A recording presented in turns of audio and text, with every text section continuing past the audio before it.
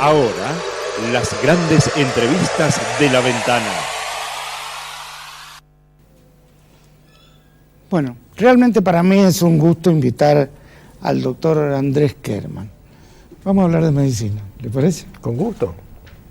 Bueno, comencemos hablando de la persona. Los Kerman, yo recuerdo que cuando empecé en periodismo, había un Kerman que era ministro de Salud Pública, o del Servicio Provincial de Salud, que era en aquel tiempo, ¿no? Ese era papá. ¿Ah, sí? David, sí. David Kerman. O sea que ya viene en la sangre. Desde él, sí. Después de él, mi hermano Oscar y yo, mi sobrino Esteban, mi sobrina Mariana, mi sobrino Leonardo, que es el esposo de Mariana, mi hijo, o sea que tenemos varios en el y tema. casado también con una médica. Con una médica dermatóloga, ¿sí? Hija de médico. Bueno, está bien.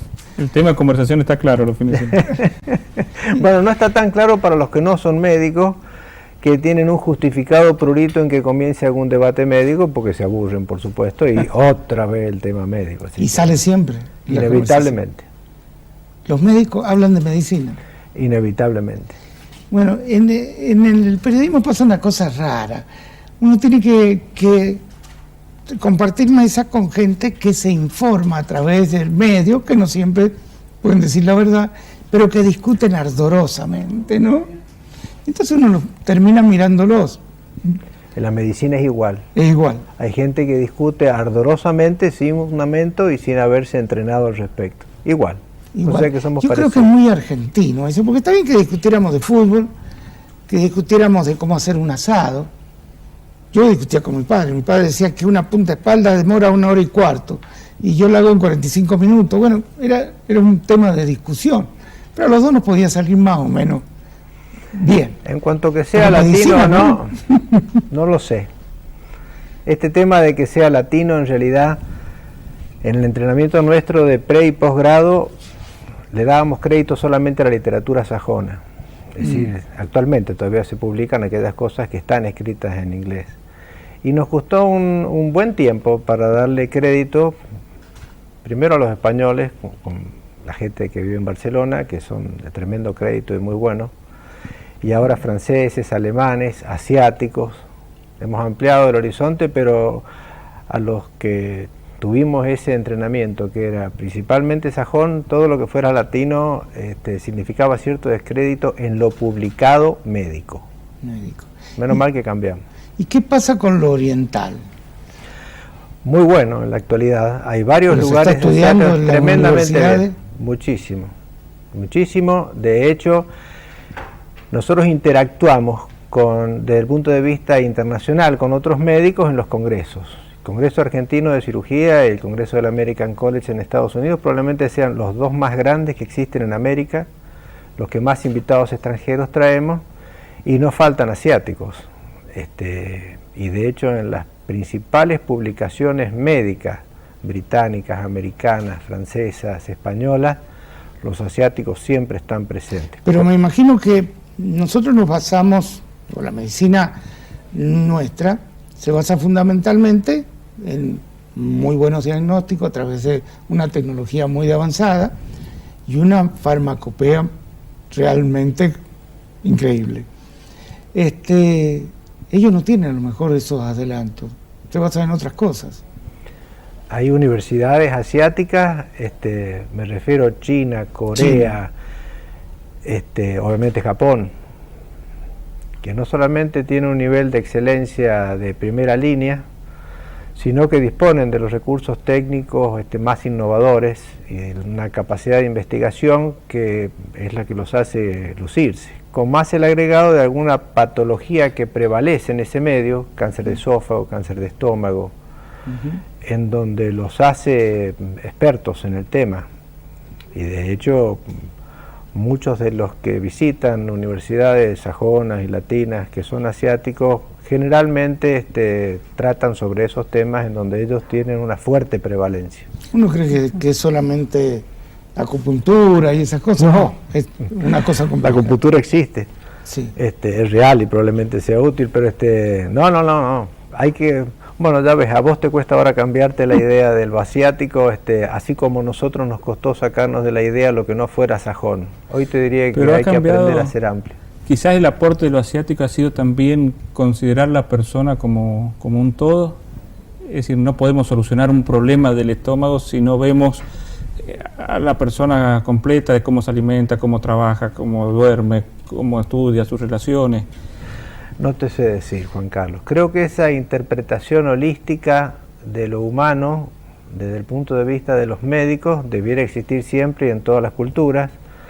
La Organización Mundial de la Salud interpreta la enfermedad no como la mera ausencia de salud, sino como el completo bienestar biopsicosocial. Así que necesitamos estar sanos socialmente, biológicamente y psíquicamente para no estar enfermos. Así que no te sé decir si nació en Asia eso, probablemente sí, no lo sé, pero que indudablemente es la manera de interpretar a los seres humanos como enfermos de la óptica del médico, sin duda.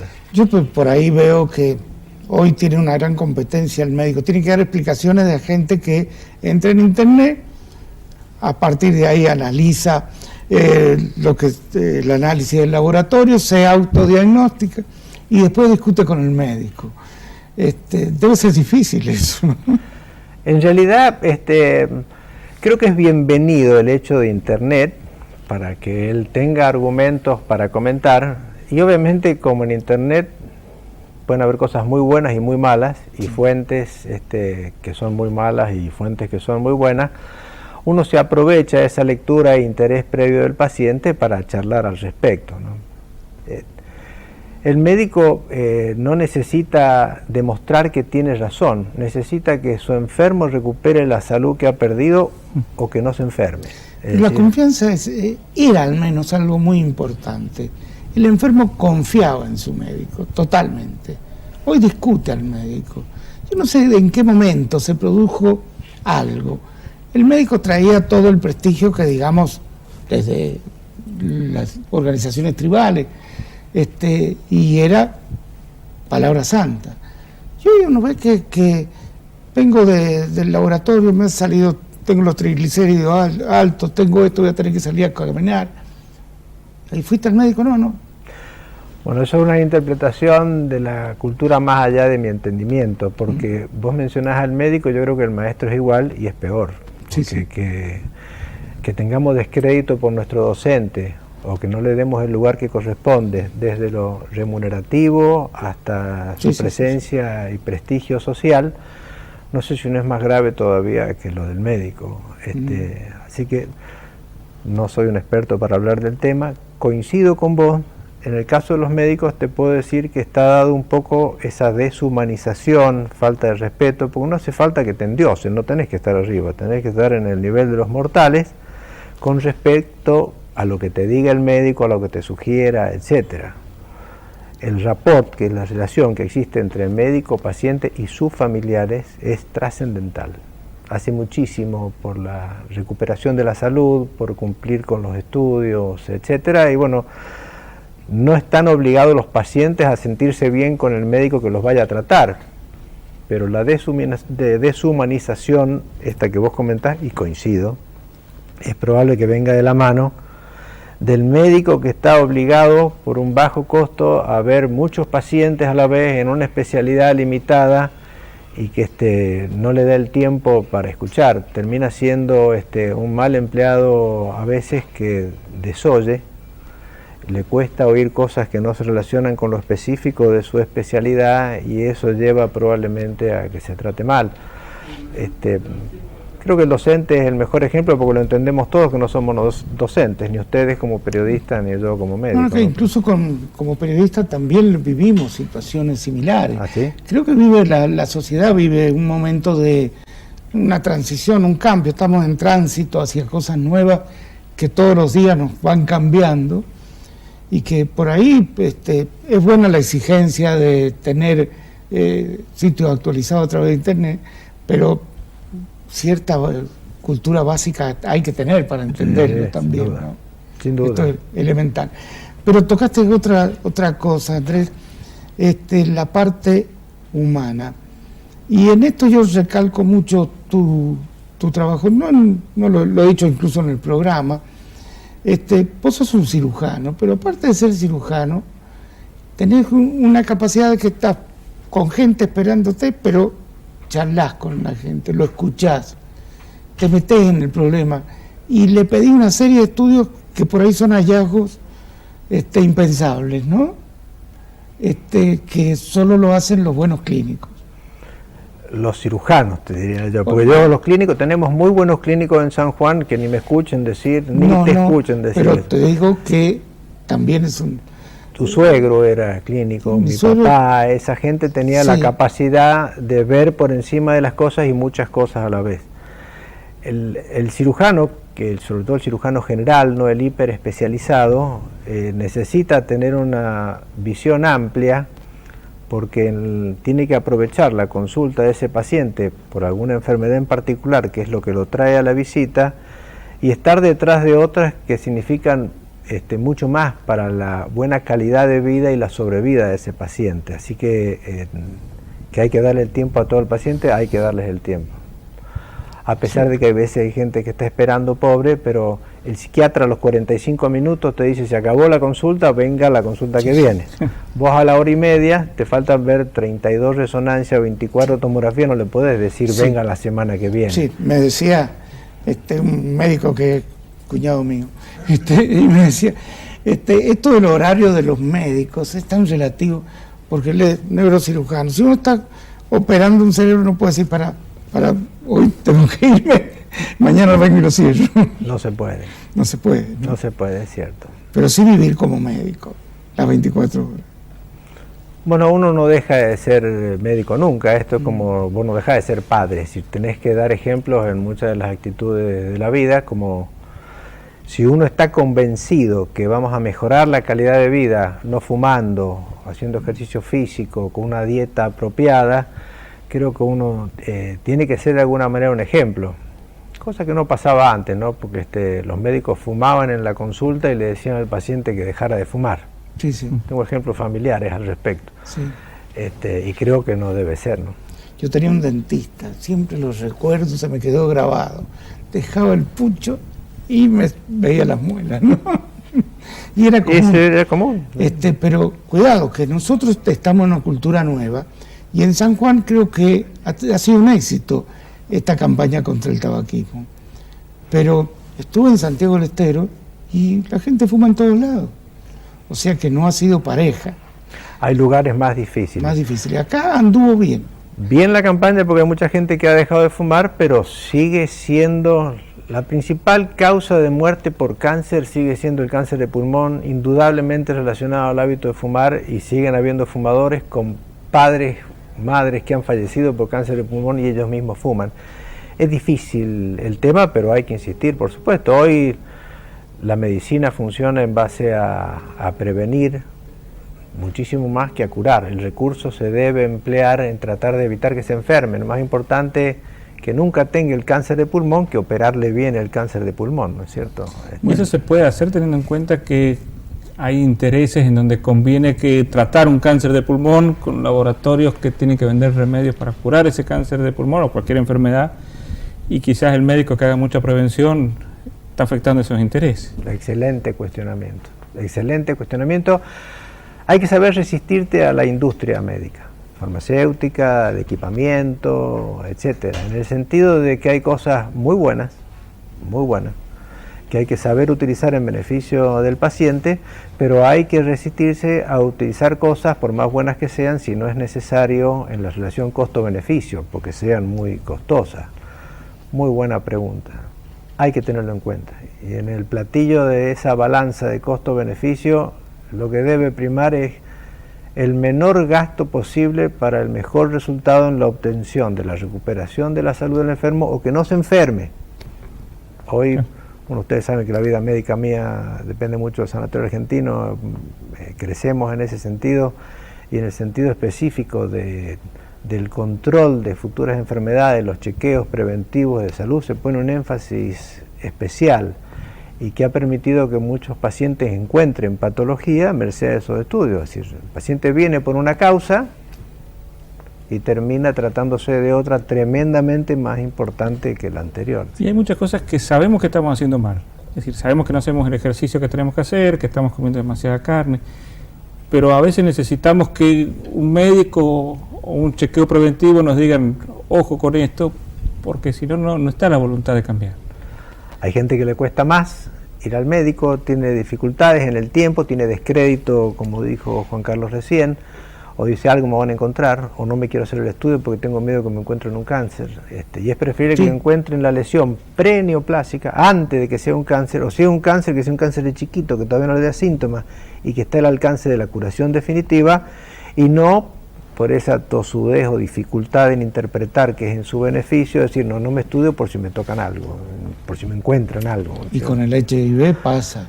Y en San Juan tenemos un problema grave ahí. Sin duda. Hemos cerrado los ojos a muchas cosas. No, sin duda.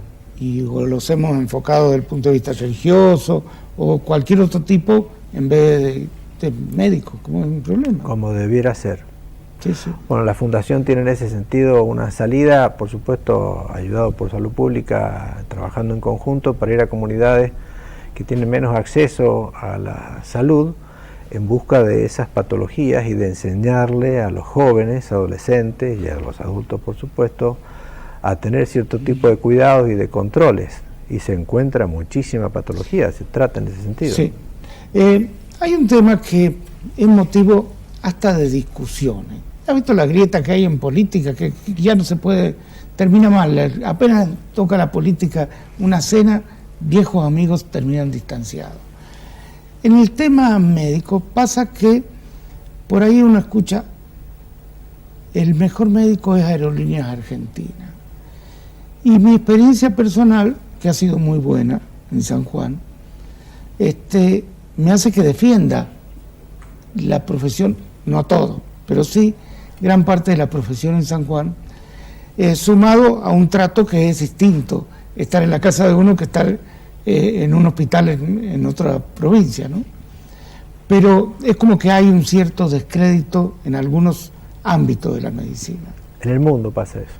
Pasa. En Estados Unidos están viviendo en Nebraska y dicen que se van a tratar mejor el cáncer en Houston, o si no en Nueva York. Estás en Buenos Aires y la gente necesita irse a Estados Unidos para tratarse, o a Cuba, o a Brasil, o a otros lugares. En todos lugares pasa, y acá pasa también. Creo que la postura que hay que tener al respecto es que todas las interconsultas son bienvenidas. Si va a hacer una consulta, que alguien que sea experto y es bueno, y coincide con lo que uno opina, en buena hora. Y si no coincide, y es mejor para el paciente, en buena hora también, porque uno, te vuelvo a decir, no necesita tener razón acá, necesita que se cure el candidato que te ha consultado, ¿no es cierto?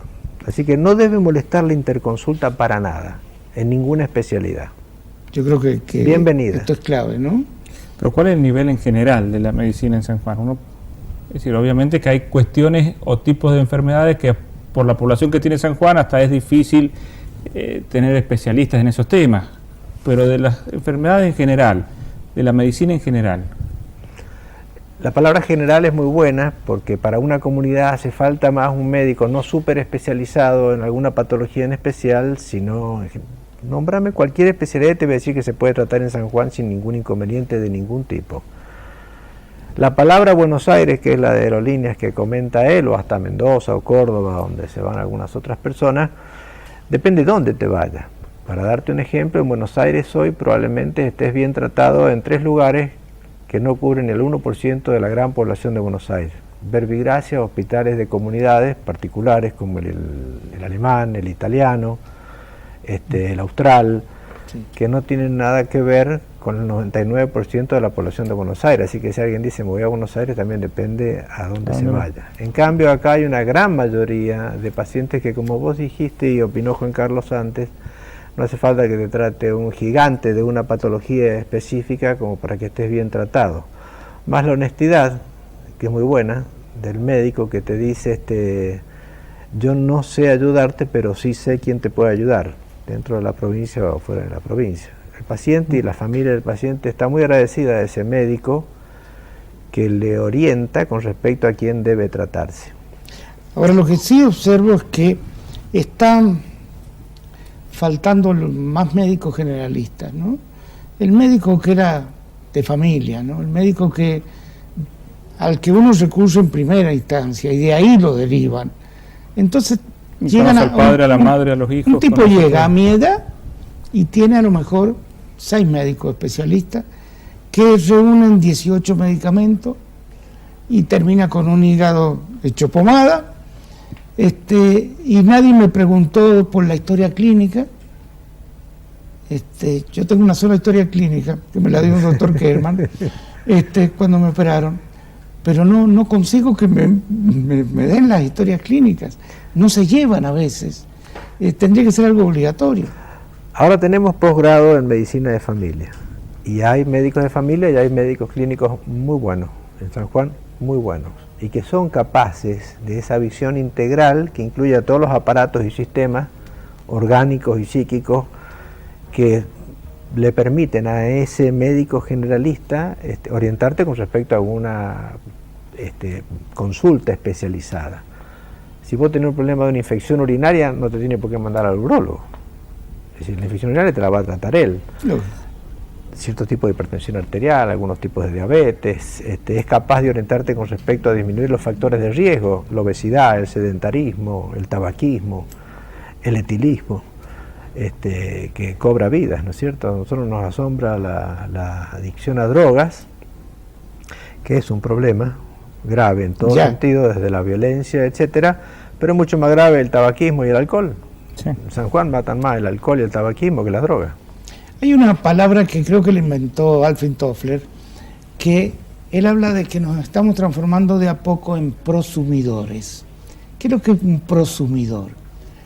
Un productor consumidor. Esto lo inventaron aparentemente los autoservicios. Entonces dijeron, este tipo, en vez de que yo lo esté despachando, le damos un carrito y él va echando la mercadería. Ahora, lo último es que ya llegamos, nos escaneamos, sale un resultado, ponemos la tarjeta, nos cobramos y nos vamos. En la medicina pasa lo mismo. Empiezan a decirnos, la prevención es tarea tuya. Hace gimnasia, no fumé, no tomes alcohol. Entonces, casi somos prosumidores médicos también. Sí, bueno, hay médicos del alma y hay médicos de todo en la vida, pero probablemente si vos tenés tu médico de familia, tu médico clínico, que te dice Juan Carlos, sería prudente que comience con un régimen de tal, y vos mires a ese médico con respeto y le des crédito a sus palabras y vos crees que él está tratando de beneficiarte con algo, seguro que vas a empezar a hacer ejercicio. Sí. Pero lo que me refiero es cómo se va transfiriendo cada cosa y nos van haciendo parte del proceso. Ya no se sana solo a través del médico ni del laboratorio. Tiene que poner uno parte. Y cada vez aumenta más la cantidad de años que vive una persona, o sea que el sistema no es malo. No es malo. Sí, hay que atender a esa otra parte de la población ahora que requiere una atención médica diferente, que tiene habilidades y aptitudes diferentes, limitaciones, que significan un gasto en salud importante. La salud pública en ese sentido, pobrecita, siempre es la más castigada, ¿no es cierto? Todo el tiempo está bregando por llegar a que el enfermo que se asiste en salud pública tenga el mismo tipo de prestación que en la mejor medicina privada, y tiene gastos en salud para esa población que decís vos que lo merece y en buena hora. Sí, pero veo que cada vez más empieza a haber una estratificación muy sostenida entre países, entre personas, entre ciudades, y es un tema preocupante. Aumenta la edad para todo. Antes decíamos como edad bisagra de que un factor de riesgo para determinado tipo de operaciones, suponete vos, era 55. 2 décadas atrás pasamos a los 65. Y a los que hemos pasado los 65 años nos encanta escuchar ahora cuando dicen pacientes de más de 70 años de edad. Porque es cierto, venimos con un bagaje en cuanto al statu quo de nuestros corazones, pulmones, riñones, bastante mejor que les pasaba a nuestros antepasados, ¿no es cierto? Así que es cierto. El problema es que cuando empezás a considerar un factor importantísimo la salud, es porque ya estás viejo y ya hiciste todos los descansos habido y por haber. Cuando volvamos del corte, yo quisiera que charláramos en esto de si empieza a haber distintos tipos de medicina y cómo podemos hacer los países como el nuestro, donde la medicina es muy barata todavía, porque uno va a otros países y ve lo caro que es, de tener cierta calidad de medicina. Leí un artículo hace poco, creo que estas reuniones periódicas que hacen los institutos, por ejemplo, de oncología de Europa, y decían que la relación entre costo-beneficio habría que replantearse si valía la pena. A lo mejor para darle un año más de mala vida a una persona, se caían en gastos monstruosos. No sé si esto es tan así, pero me llamó la atención este artículo y creo que todos tenemos ejemplo a mano, ¿no? La frase sería encarnizamiento terapéutico. Terapéutico, sí. ¿Vale la pena gastar más recursos en salud, alentar falsas expectativas en la familia para mantenerla viva entre comillas, a una persona? Y probablemente cuando ya estamos enterados del resultado final, no. Antes a veces cuesta más decidir. Me van a escuchar los oncólogos y me van a matar, pero los costos en oncología son carísimos. Muy caros. Y en Argentina lo paga el Estado. Por suerte, es muy fácil actualizarse en el tema y hay varias asociaciones americanas y europeas, con siglas en inglés o en francés, que son las que rigen lo que ya está protocolizado como autorizado por los oncólogos y que son desde la estadificación de determinado tipo de cáncer y cuál es el tipo de tratamiento que debería recibir ese paciente en ese lugar. A pesar de eso, por lo que dijiste de costos, hay secundarismos indeseables en tratamientos oncológicos químicos como el vómito, que promueven al uso de la industria farmacéutica, de tu queja, con drogas muy costosas.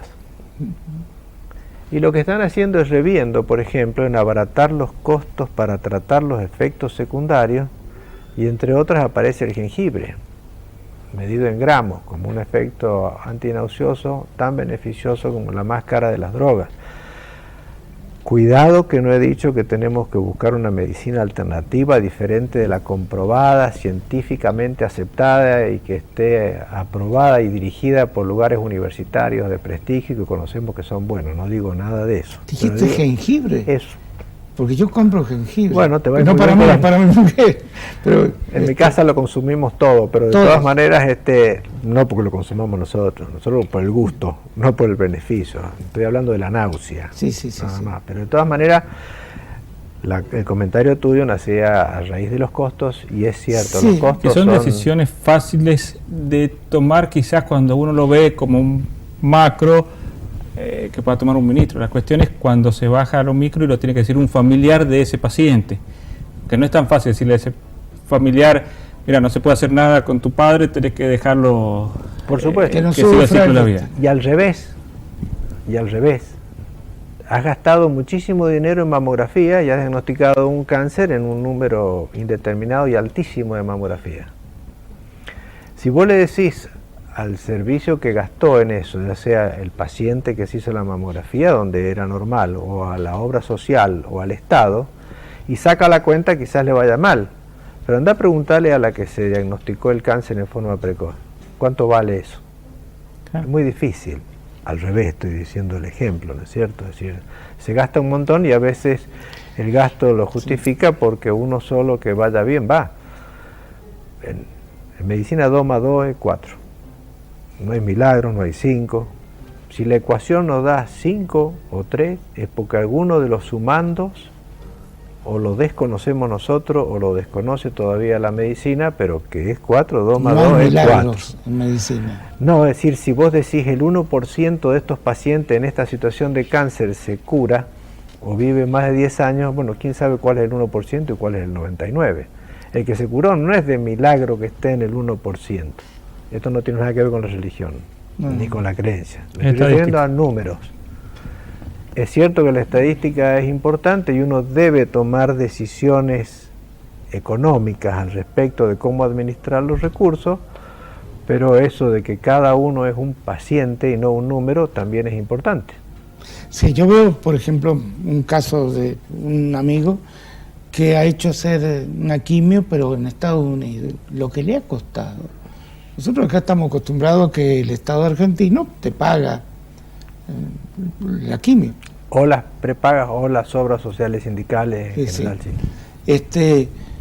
Pero no sé si $100.000, una cifra por el estilo. Depende del lugar donde vaya, pero esa es la cantidad. Y uno ve que igual, la información y el protocolo es el mismo. En tu teléfono va a estar y el nombre de las drogas también. También. Es decir, no solamente la droga específicamente, sino el nombre de fantasía de la droga es la misma también. En tu teléfono sale hoy de lo que se debe usar para ese cáncer, etcétera. Pero es lo que hablamos antes, ¿no es cierto? Hay veces que el familiar quiere hacer de todo.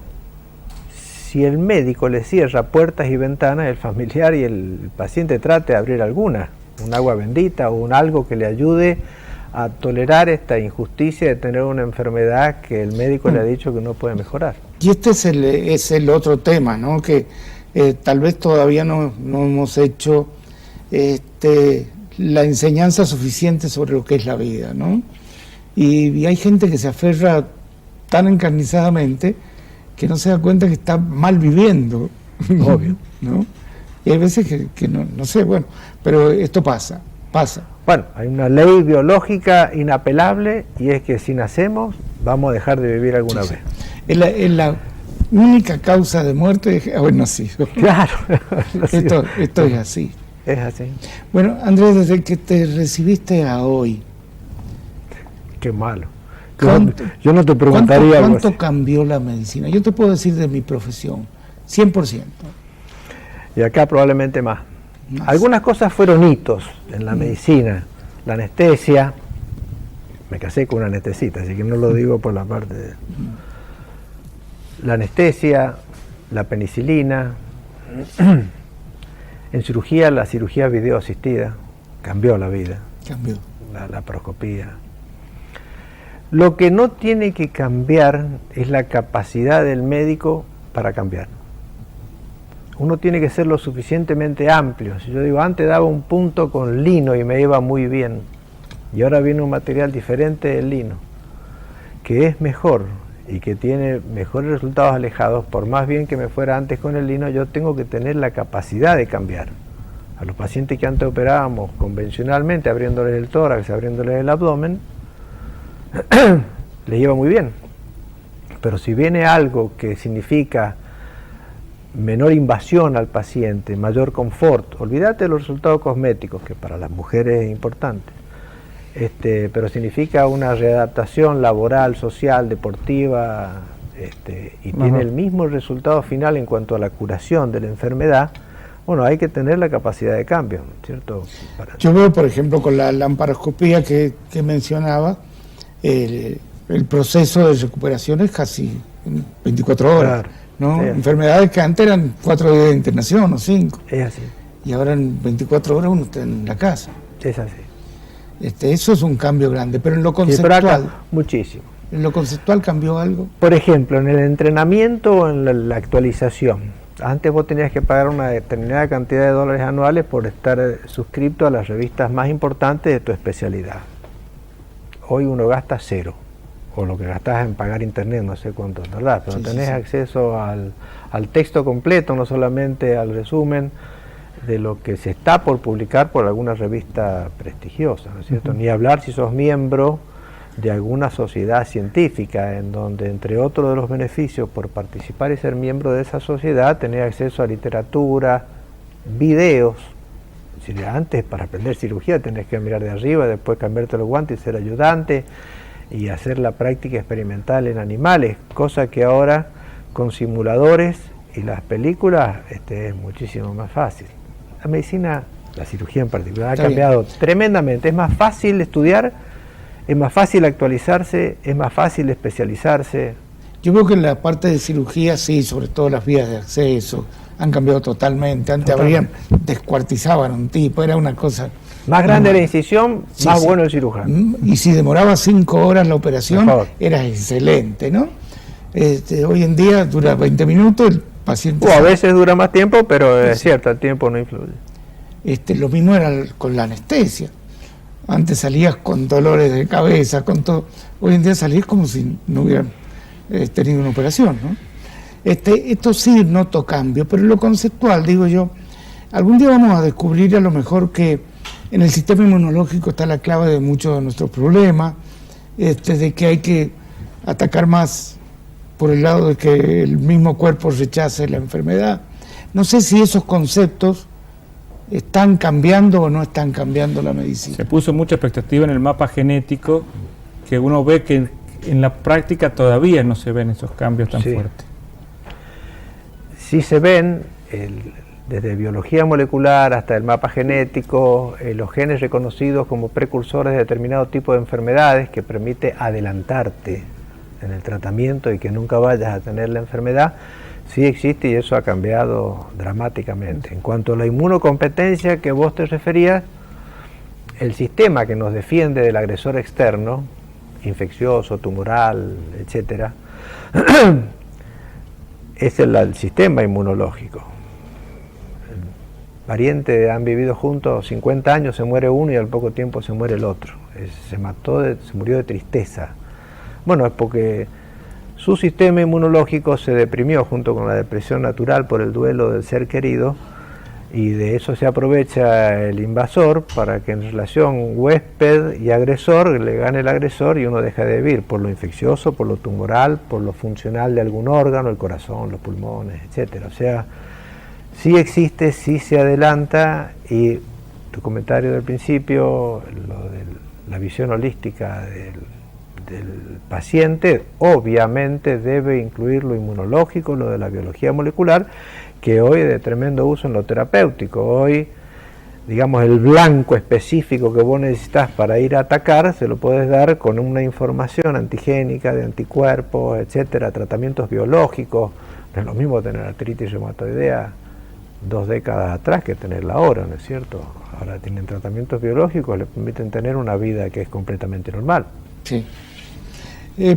Pero al mismo tiempo que yo no sé si hemos avanzado en cuanto a la cantidad de años que se podía llegar a vivir.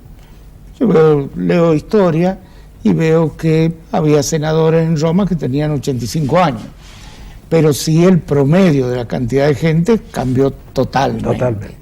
Y la calidad de vida también.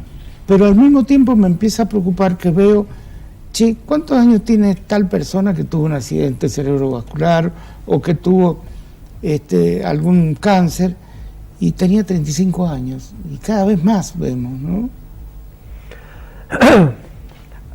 Hay algunas causas conocidas para cáncer en jóvenes. Una son los radioinducidos, Hiroshima es el mejor ejemplo. Así que vamos a pagar el precio de cánceres en jovencitos por efectos adversos de algo que tiene que ver con el ser humano, ¿no? Porque Hiroshima tuvo que ver con el ser humano. Alguien que le inventó a la bomba, alguien que la tiró, alguien que tuvo la decisión política de utilizarla, y bueno, pagamos el precio con cánceres en chicos. Que no hay más ni menos que ahora, probablemente el cáncer de cerebro sea la causa de muerte más frecuente por cáncer en el niño. No tiene nada que ver con ninguno de los aparatos que vemos. Hoy sí tenemos mejores sistemas de diagnóstico, mejores sistemas de screening, que es la búsqueda de la enfermedad cuando uno da síntomas, y seguro que vamos a diagnosticar con nombre y apellido enfermedades que antes ni sabíamos que las tenía el paciente, ¿no? Pero ha cambiado, por ejemplo, la alimentación. Hoy, para producir la cantidad de alimentos necesario, es necesario glifosato o algún tipo de herbicidas que ayuden a que el producto pueda salir mejor, más cantidad, más calidad. ¿Y eso está repercutiendo o no en cada uno? En eso te pueden contestar mis 2 hijos, uno psicólogo que es Leonardo y otro que es Federico, que es agrónomo. Si influyen, creo que influyen poco por lo que yo escucho por ellos y no por lo que he leído o que sepa. El mundo gasta mucho en alimentos que se hacen y se tiran, por un lado. Por otro lado, en algún momento no vamos a llegar a producir lo suficiente. Por otro lado, el campo hace los alimentos que consume la ciudad y maltratamos, edificando en lugares de donde sería mejor tener tierra para producir que el otro. Maltratamos con el monocultivo, con el agregado. No soy experto en el tema y hablo por la boca de mis 2 hijos, no por mí. Pero lo maltratamos con el cultivo intensivo, lo maltratamos con agentes fitosanitarios, ya sea con intenciones de pesticida o para abonarlos y fertilizarlos. Bueno, los herbicidas para sacar todas las hierbas que Así que no te sé decir, si tuviera que decir algo, a todos nos gustaría más comer el alimento de la huerta. De hecho, en mi casa lo hacemos. O conocer al verdulero de la esquina. Y no comprar en el lugar en donde es más probable que la producción sea masiva y utilizando esos recursos. Es decir, creo que lo más importante es el verdulero de la esquina y la huerta personal. Y la fruta de estación, ¿no? Y la verdura de estación. Ahora tenemos tomate todo el año, tenemos pimientos todo el año y no es así. El ciclo de la vida no es. Y aparte, por alguna razón están, la vitamina C que puedan tener los cítricos, el tomate, etcétera, están para defendernos de los resfríos, tienen un significado biológico también. Estoy con vos, pero no sé mucho del tema. No sabe, pero lo aplica. El tema es cuando un médico dice yo lo aplico en mi casa, hay que escucharlo. Al menos, ¿no? O escuchar a mis niños. Sí, pero volvamos en los últimos minutos que nos queda a hablar de esta medicina que aparentemente hay una medicina casi imposible de pagar para nosotros, o muy poca gente podría pagársela, otra medicina intermedia y otra medicina para el común de la gente. ¿Cómo esto puede llegar a ser complementario? Digamos que no sea tan grande. A mí no me preocupa que nos falte un gran especialista para solucionar un problema, pero sí que el promedio de vida, de buena calidad de vida, vaya aumentando, ¿no? Yo creo que el esfuerzo de salud pública, te dije, está destinado a hacer que no haya una brecha injusta entre los que pueden pagarse la ida de Estados Unidos para hacerse la quimioterapia, que no sé si necesitaba irse para pagarse esa quimioterapia, sí. Y la brecha del pobre carente de obra social y con ingresos mensuales paupérrimos que necesita que él y su familia estén atendidos. Es injusto. Bueno, la humanidad es injusta. Claro. Es injusto y se utilizan esfuerzos económicos para achicar esa brecha. Siempre vamos a estar detrás. Ojo que Argentina invierte mucho en salud proporcionalmente, ¿no? Muchísimo. Estamos muy cerca de lo que es Francia, países desarrollados. Pero te voy a decir algo con respecto a la Argentina, a los países vecinos y a lo que fuere. Cuando vienen a operarse con nosotros de España, de Francia, etcétera, no se vienen a operar porque seamos tan buenos, sino porque somos baratos. Pasa lo mismo con los pacientes que vienen de países vecinos. Y los que asisten a hospitales públicos de países vecinos para tratarse, algunos de ellos tienen recursos también, sin embargo tienen la posibilidad en la Argentina que van al lugar. En el hospital Rawson se instrumentó una historia que benefició mucho al paciente carente de obra social y de recursos, que fue no asistir a pacientes con obras sociales, porque muchas obras sociales no tan buenas enviaban sus pacientes y el paciente iba muy contento al hospital porque lo trataban bien en el hospital, tenían mejor tecnología, operaban de lo que se tenían que operar. Si yo te dijera que el hospital Rawson tiene un excelente tomógrafo, va a tener un excelente resonador, va a tener un buen PET, tiene unos quirófanos que en pocos lugares de la Argentina, lugares públicos o privados como los quirófanos nuestros, de primera. Y durante muchos momentos uno pone la mano y pide tal instrumento y tiene tal instrumento con facilidad. Eso es cíclico, pero hemos vivido y vivimos esa posibilidad en la actualidad, que no se da en muchos lugares. Al frenar el ingreso de esos pacientes con obras sociales que no fueran tan buenas, no son prepagos buenos, un poco hubo más posibilidad de atender y se achicó el turno para operarse de un paciente que antes se lo dábamos a 3, 4, 5 meses, en el último tiempo para un paciente mío era más rápido que yo lo operara en el hospital que lo operara en el consultorio. Pero yo creo en la cogestión, ¿no? En este caso que se podría arrimar más fondos al hospital, eso por un lado. Por otro lado, un viejo médico que estuvo en este programa una vez, le preguntábamos qué pensaba del hospital, y cuántos años nos podía durar tener este hospital. Y dice, el problema argentino no es de hospital, es que los hospitales trabajan 8 horas por día, los hospitales tienen que trabajar 24 horas por día. Bueno, una de las cosas que ocurre es esa. Y lo otro, muchas veces cambiamos el chiquero, pero no cambiamos las chanchos. O sea que puede ser que estemos muy bien aclimatados, con el piso muy limpio, la disponibilidad de comida muy buena, etcétera, pero si somos chanchos acostumbrados al chiquero anterior es muy difícil de trasladar. Todo pasa por los hombres, sus necesidades, sus coberturas. Yo te diría que el hospital seguramente se arregla si ponemos full time para trabajar en el hospital, que yo estaría chocho, tener un solo lugar de trabajo nada más, de la mañana a la tarde, a la noche, pero tendría que ser con un ingreso equivalente al que me permita ir y seguir especializándome, alternando con los médicos de otros países, como te digo, que eso requiere un ingreso. Entonces, con el ingreso apropiado y la obligación del full time, pero yo estoy seguro que las cosas crecerían, los pacientes dejarían. Lo que pasa es cómo hace el Estado para hacerse cargo del gasto de un full time con lo apropiado. Sí, es difícil. Y también un poco más de educación. Esto de los kioscos saludables me parece una excelente idea, que se lleve a la práctica, porque acá, ojo, la tortita con chicharrones es un enemigo de la salud tremenda, ¿no? Obvio. ¿O no? Oh, no, pero qué rica que son, ¿no? Bueno, Joana, ¿tenemos algún regalito? Nosotros cuando hacemos regalos en el programa siempre son artículos de San Juan, así que no esperes un Mercedes-Benz, pero sí algunos libros. Ah, bueno, de debajo de todo, muy atenta y gracias. Alfajores sanjuaninos, champán sanjuanino y libros sanjuaninos. Los alfajores se los va a comer mi mamá y mis nietos seguramente. Bueno, ha sido un gusto. Igualmente, Juan Carlos, igualmente, Juanca, un placer estar acá.